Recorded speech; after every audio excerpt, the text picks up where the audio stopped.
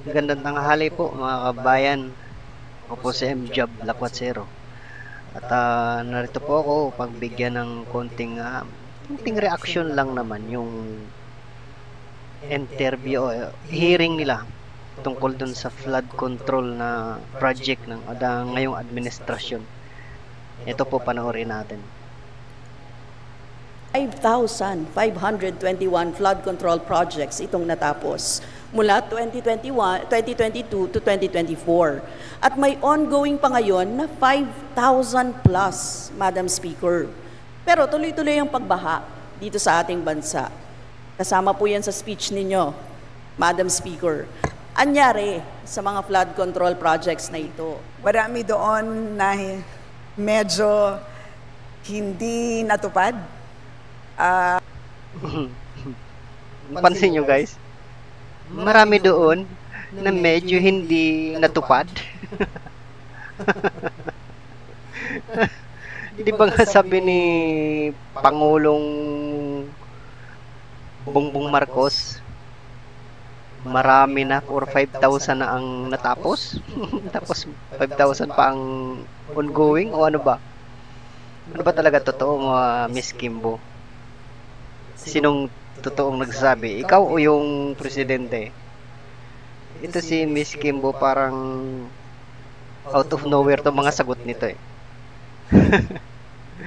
Hindi mo maintindihan kung sino ba itong source na or nagbibigay ng report sa kanya para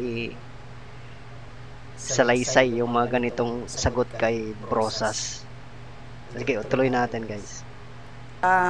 Nagkaroon ng paglihis doon sa original plan. Kaya tingin ko kailangan naglihis doon sa original plan. Ay, kasi hindi ka kasi nag-stick to plan. balikan at this point in time. I Okay. share your frustration, Your Honor, Madam Speaker. Okay. Kailangan ko itanong frustrated talaga talaga, ako. no? Kasi despite the DPWH flood management program from 2022, which amounts to 128 billion, tas 2023, 182 billion, 2024, laking budget. 244 billion, Napakalaking budget para sa flood control. So, ibig sabihin 5,000 lang ang natapos. Isipin nyo naman, ito kung paano binubudol yung mga taong bayan ng administrasyong ito. Sige guys, patuloy natin ang panoorin. Tingnan natin yung magiging kasagutan ulit ni Kimbo. talagang mapapatanong ka, Madam Speaker, kasi bumabaha talaga ng todo-todo sa NCR. Infrastructure spending pa rin, Madam Speaker. Okay. Ipinagmamalaki ng administrasyon na may 5,521 flood control projects itong natapos. Well, alam natin na nagkaroon ng isang master plan for Metro Manila na nilabas noong Wala kang master plan. Kahit si Senadora na Amy Marcos, walang sinabi na may master plan. Wala talaga. So, hindi ko maintindihan kung saan niya nakuha yung source na to na master plan na sinasabi to ni Miss Kimbo. Malamang ang sinasabi nito is yung from previous na administrasyon na naman o kung baka si Duterte na naman. Wala sa hulog tong babae na to. Nakakahiya, teacher pa naman. 2012. Pero kung titignan natin ngayon, 2012. Ang pinag-uusapan yung master plan ngayon kasi ang budget ngayon kinuha sa binigay sa administrasyon ng Marcos. So, automatic ang pag-uusapan yung ngayong master plan, yung updated, hindi yung 2012 pa kinuha. Wala talaga sa hulog to. kung nasaan na tayo pagdating sa plano na yan, ay marami doon na medyo hindi natupad. Kasi parang pinapalabas niya na yung master plan from 2012 is marami doon na medyo hindi natupad. So, anong connect doon? Di ba, mga kababayan? Anong connect doon? 2012 pa yung master plan na sinasabi ni Kimbo. Ang kailangan natin ngayon is yung updated na master plan ngayong naupo si Marcos. Yun ang hinahanap nating master plan, hindi yung 2012. My goodness naman. Anong kinalaman ng 2012 na doon master plan sa ngayong administrasyon? So kung ikaw ang namumuno ngayon, dapat yung master plan din ngayon din gagawin, ngayon din ginawa, ngayon din pinagplanuhan, at ngayon din magbibigay ng master plan. So kung meron man previous yan, i-update lang yan. Oh. Bakit doon ka magkuha ng master plan from 2012 tapos yung administrasyon mo parang sinasabi mo na kasi yung previous administration kulang ang ginawa, tapos yung budget nandito sa iyo. Anong kalokohan yan? Hirap mong spellingin, Kimbo. Nagkaroon ng paglihis doon sa original plan, kaya tingin ko kailangan balikan at this point in time. I share your frustration, Your Honor, Madam Speaker. At tingin ko ang NEDA naman at this point in time ay nung kami ay nag-uusap, sila naman ay handa nilang balikan yan. And of course, syempre sa ngayon ay ayan, binabantayan. You see?